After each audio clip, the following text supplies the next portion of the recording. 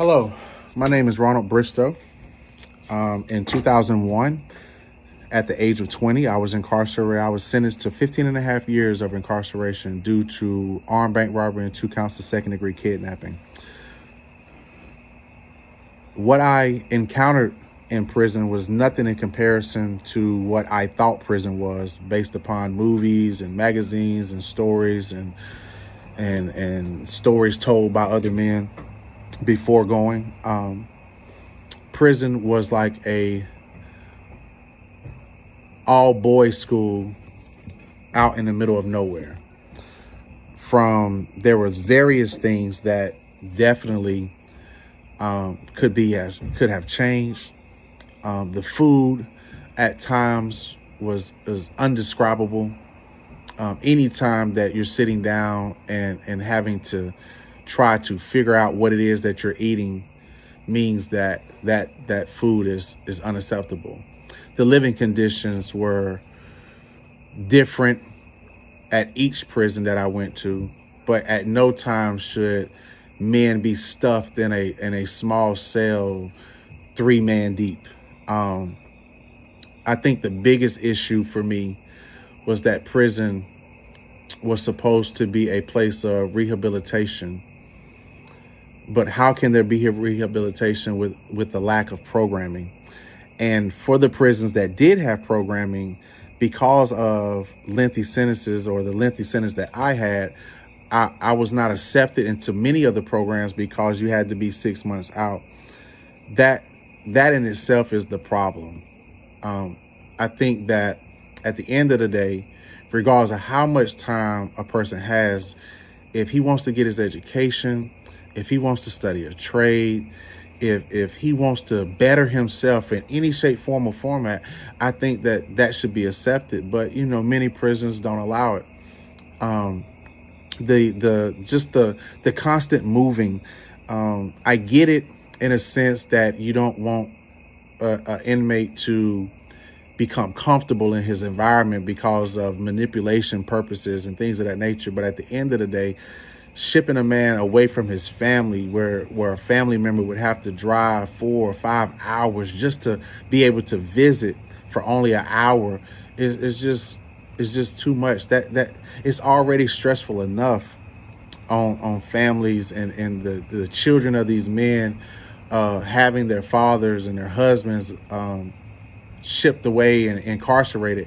So to not even be in a position to be able to see your family, or for your family to be able to see you and visit, makes it even rougher. There's a lack of COs, and the lack of COs creates a security issue, which gives the violent inmates who don't have any care, inmates who don't have any regards to what the next man is trying to achieve. It gives them free reign to be able to wreak havoc upon an already harsh environment. And these are just some of the problems. To address some of the solutions, as far as the food, maybe prisons could open up a farming or gardening program at every prison, to where men have the option of being able to eat fresh fruit and vegetables and eat better. Exercising programs, educational programs, allowing educational programs to come back into other than just GED. A man should be able to go to college and further his education, if that's what he so chooses to do, in order to better himself and to put himself in a better position from coming out. I've been home now 7 years after a 15 and a half year sentence. I've been home 7 years. And in that 7 years, I can see how much benefit I would have had I had the opportunity to take advantage of a lot of educational or trade programs stepping out here. It's a harsh world out here. And there's many strikes already against you when you step out with a felony on your record. And so to not be able to put certain things down on your resume kind of puts you at the back of the pack. Moving a guy around and not having the relationship that he needs to have with God, or whoever he chooses to believe in. Not being able to share in those relationships with his family, all of those things matter. I just think that going forward, if we want to see true change in men in prison and men coming home from prison, there needs to be more programming that allows and opens up the door for men such as myself and other men who have already served time and who has come home and who is living successful lives after incarceration. Those men should be able to go back in and mentor and spend time with the men that are currently incarcerated. It puts them at a greater advantage to be able to be more successful going forward. It's rough. It's rough, but it's doable. It's doable. I did it. I hate that I'm not a person who is an advocate against prisons. Even after serving 15 and a half years, I strongly believe that prisons are needed. But at what cost? No man should feel degraded. No man should feel less than a man.